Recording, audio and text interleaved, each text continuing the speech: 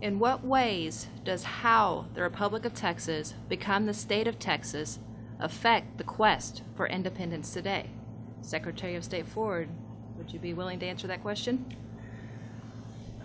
As a state, there are, like Mr. Cannon said, Chief Justice Cannon said, there are certain obligations in the treaty, and those obligations are on both sides. They're not one-sided. They're not unilateral. So those obligations apply to both parties. As a state,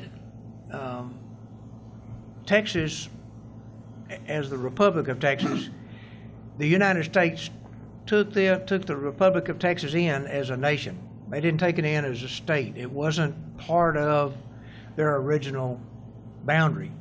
And they said they'd take us in and we'd be equal to all these other things, but Texas was never a state. It was a nation in the beginning. And that's one of the things that we have to understand, that because of that one single fact, and the fact that we had treaties that we treated with other nations. There's one with France and Spain and Mexico, the Netherlands, England, and the United States, two with the United States.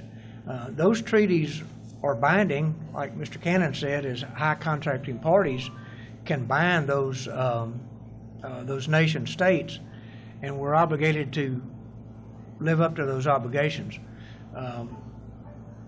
Ohio and Louisiana, Indiana, none of the other states are under those.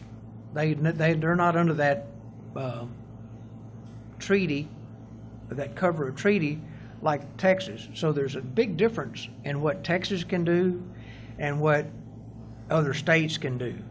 I think part of the movement we see is there's a huge dissatisfaction among the people of not just Texas, but our whole country, this whole country, with the way things are going. And there have been petitions passed around to secede from the Union.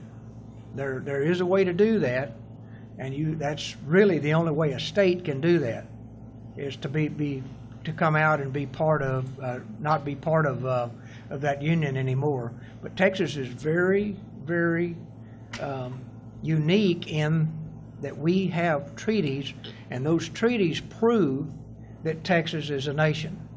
The rest of the world knows Texas is a nation and always has been. They tell you all the time, but you just don't know it. Texas's flag flies at the same height as the United States flag. And the reason for that is because Texas was a nation and is still a nation. Just because we're held in the position we're held under this treaty doesn't mean that we're not a nation still. So in order to gain that independence that we're looking for, it's different for treaties or nations under treaties than it is for states that are under the obligation of the Constitution of the United States. Did that answer your question, Mrs. Capps? Thank you very much, Secretary of State Ford.